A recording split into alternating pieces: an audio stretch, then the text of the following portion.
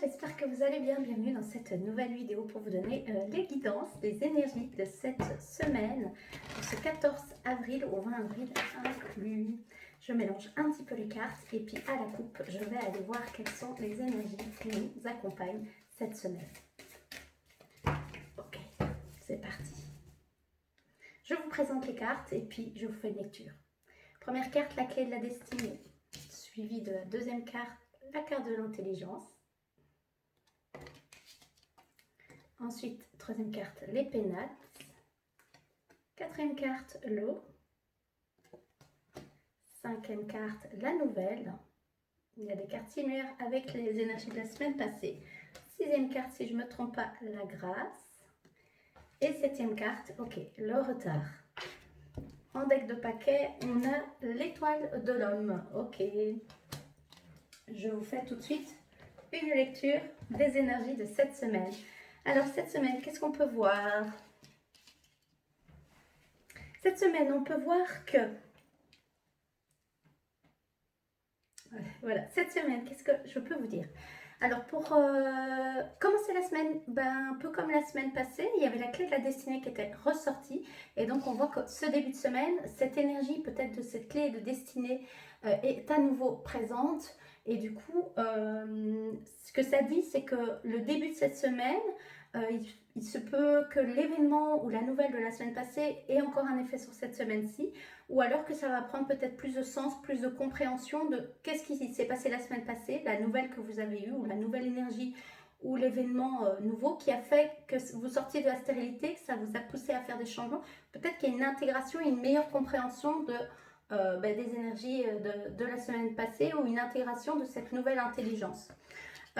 Cette intégration de cette nouvelle intelligence vous demande de prendre un moment parfois de recul, de se mettre un peu au vert, comme dans sa tour, une période d'introspection, des questionnements, voilà, vraiment une concentration, ça résonne avec la guidance du mois d'avril, mais une concentration et un besoin de cocooning pour intégrer le monde émotionnel que ça a pu éveiller, ou les émotions qui ont pu être réveillées avec ce qui s'est passé la semaine passée, que vous êtes dans cette intégration cette semaine-ci, avec cette peut-être meilleure compréhension, cette plus grande clairvoyance. Mais il n'empêche qu'il y a un monde émotionnel qui s'est réveillé, ça a peut-être été un peu chaotique, c'est comme si ça se calmait. Et du coup, le fait que ça se calme, vous pouvez prendre plus de recul.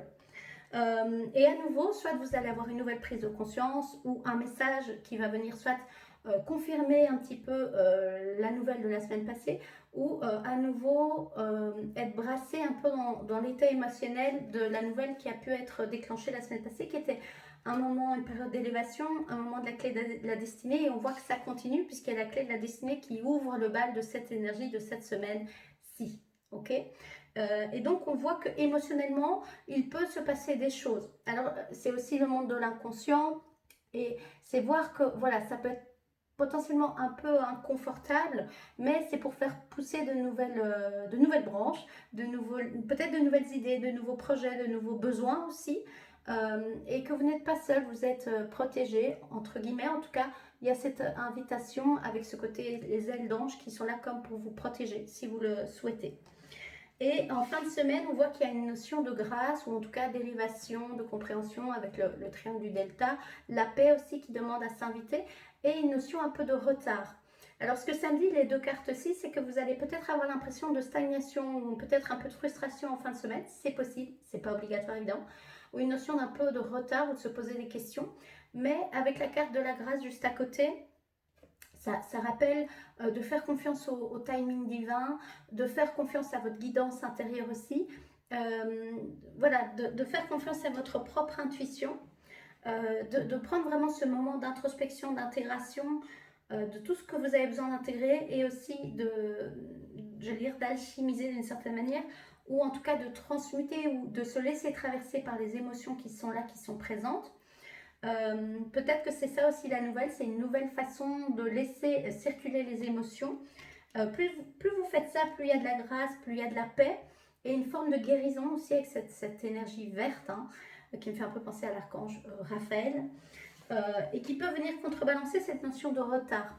Le retard aussi, c'est le ralentissement, donc peut-être un besoin de ralentir en fin de semaine ou pendant ce week-end. Ça, vous allez voir un petit peu comment ça résonne pour vous.